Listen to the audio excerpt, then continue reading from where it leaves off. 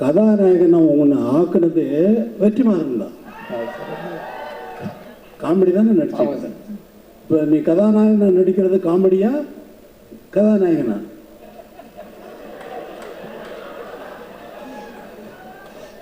சும்மா சார் இதுவும் பதிவு தான் சார், வாழ்நாள் மறக்க முடியாத பதிவு தான் சார். இப்போ எல்லா படத்தினுடைய ஆடியோ ரிலீஸ் மாதிரி இந்த படத்தினுடைய நடக்கலை. சும்மா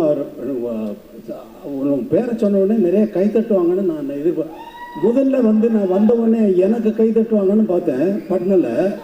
சரி சூரி பேரை சொல்லிடலாம், அதனால் கை தட்டுவாங்க, கை தட்டுவாங்களான்னு நினச்சி சொன்னேன். கை தட்டலை, அதனால தான் உன்னை கூப்பிட்டேன். அது நீங்கள் இருக்கேன்றாங்களே சார்.